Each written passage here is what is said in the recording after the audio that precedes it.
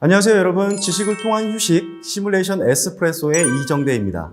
오늘은 고유 진동 해석의 개념에 대해서 살펴보고 시뮬리아 롤이 제공하는 프리퀀시 애널리시스 스텝에 대해서 알아봅니다. 유튜브 영상 중 재미있는 실험이 있습니다.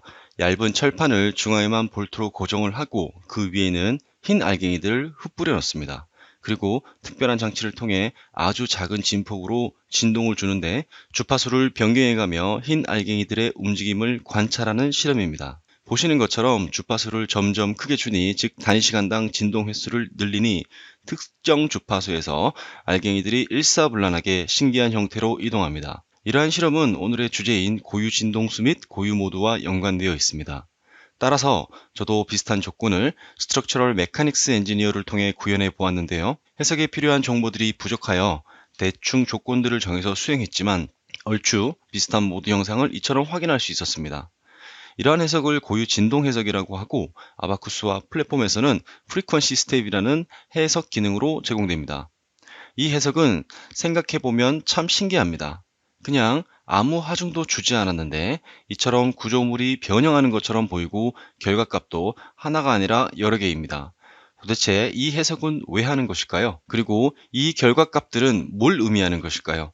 일반적인 직관을 가지고는 잘 이해가 안 됩니다. 오늘도 역시 늘 그렇듯 제가 이해하고 있는 형태로, 그리고 제가 전달드리고 싶은 형태로 한번 알아보겠습니다. 본 영상은 분할하여 세 부분으로 구성하였습니다. 가장 먼저 간단한 모델을 가지고 고유 진동과 공진의 개념을 수학적으로 알아볼 것이고, 두 번째로 다자유도를 대표하는 행렬을 어떻게 구성하는지 알아봅니다. 마지막으로 다자유도 시스템의 고유 진동 해석 개념과 플랫폼의 프리퀀시 스텝에서는 어떻게 해석이 되고 결과는 어떻게 바라봐야 하는지 알아봅니다. 설명에 앞서 두 가지 사항을 짚고 넘어가겠습니다.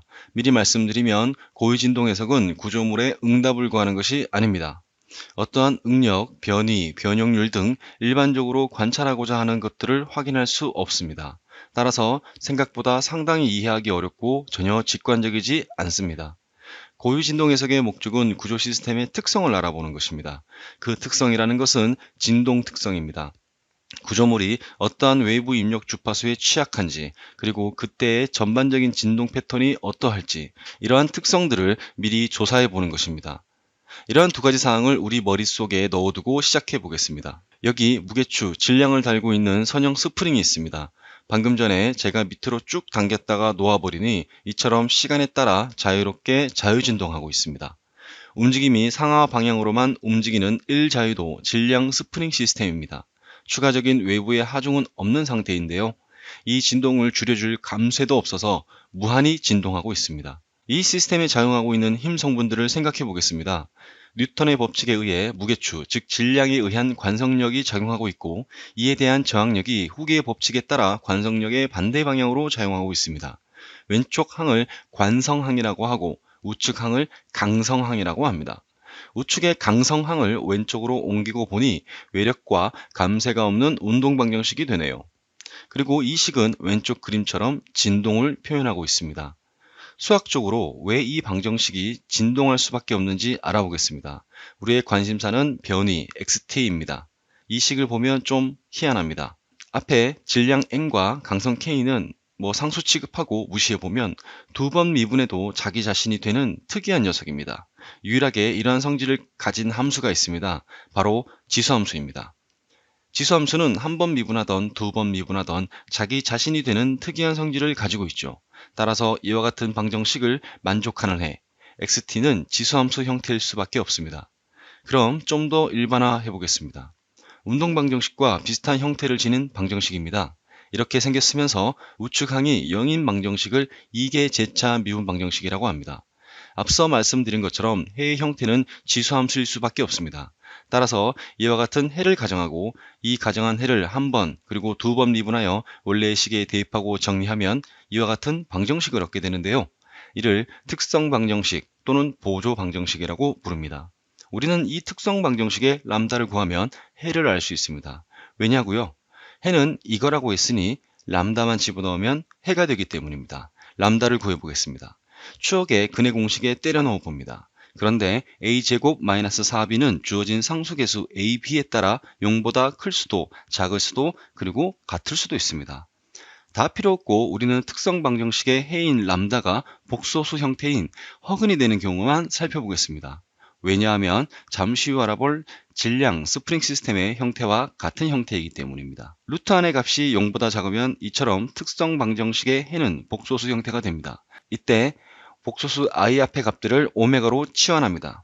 이제 특성 방정식의 해를 구했으니 우리가 가정했던 해의 형태에 대입하여 정리해야 하는데, 우측항이 0으로 세팅되어 있는 제차 방정식은 각 해를 스케일링, 즉 상수배하여 더해도 해가 되는 중첩의 원리를 만족합니다. 따라서 이 방정식의 해는 이렇게 표현할 수 있죠. 이러한 해의 형태를 주어진 방정식의 일반 해라고 합니다. 그런데 뭔가 식이 좀 지저분해 보이죠?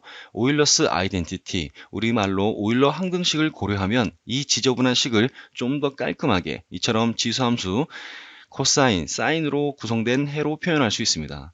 이렇게 생긴 제차 미분 방정식의 해 형태를 마음속에 잠시 담아두고 질량 스프링 시스템으로 다시 돌아가 보겠습니다. 이 운동 방정식 역시 특성 방정식의 형태로 바꿔서 람다를 구해보면 복소수 형태이고 앞에는 루트 n분의 k가 붙어 있습니다. 1자유도 시스템의 고유 진동수, 내추럴 프리퀀시라고 불리는 것입니다. 이 녀석을 오메가 제로로 치환하고 람다를 통해 앞서 구한 제차 방정식의 해의 형태로 표현하면 이렇게 표현됩니다. 여기서 한 번 더 합차 공식을 통해 다르게 표현하면 질량 스프링 시스템의 해, 즉 끝단의 질량 상하 움직임은 시간에 따라 이렇게 구해집니다. 스프링의 움직임은 코사인 함수 형태로 나타나네요. 코사인 함수는 무엇입니까? 물리적으로 보면 진동을 표현하는 것이지요. 따라서 자유진동하는 질량 스프링 시스템의 해는 진동, 바이브레이션입니다. 코사인 앞에 붙어 있는 값들은 진폭이고 오메가 제로는 고유 진동수이며 델타는 위상을 의미하죠. 각 항들을 시각화해 볼까요? 진폭의 변화에 따라 응답의 크기는 이처럼 커지고, 오메가 제로의 값이 커질수록 단위 시간당 진동수는 커지며 위상이 주어지면 응답의 지연이 발생하죠. 지금 우리는 외력이 없고 댐핑을 무시한 운동 방정식, 즉 자유진동하는 1자유도 시스템의 해에 대해 이야기하고 있습니다. 만일 외력이 있다면 어떻게 될까요? F0 코사인 오메가 t라는 시간에 따라 변화하는 조화 하중을 외력으로서 고려해 보겠습니다. 오메가는 외력의 하중 주파수입니다. 계산 과정은 모두 생략하고 해의 형태만 보겠습니다. 조화 하중이 포함된 제차 방정식의 해는 이처럼 추가적인 해를 중첩한 형태입니다. 둘 다 코사인 형태로서 조화 운동이 중첩되어 있다고 볼 수 있는데, 이때 외력의 하중 주파수가 시스템의 고유 진동수인 오메가 제로로 가까이 갈수록 시스템의 응답은 이론적으로 무한대가 됩니다. 진폭이 크던 작던, 질량이 크던 작던 간에 응답은 무한대로 커져 버립니다. 이러한 현상을 바로 공진, 레조넌스라고 하죠. 지금까지 우리는 일정한 질량과 강성을 지닌 1자유도 질량 스프링 시스템의 응답과 고유 진동수, 그리고 공진에 대하여 수학적으로 살펴보았습니다. 생각해보면 고유 진동수라는 것은 하중의 영향과는 상관없는 질량 스프링 시스템의 고유한 특성입니다. 따라서 이름이 고유 진동수라고 붙여졌나 봅니다.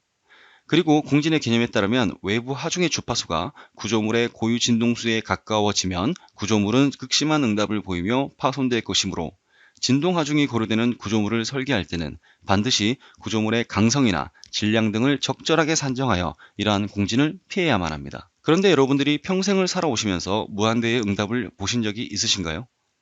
실제 물리적으로 그러한 현상은 없죠.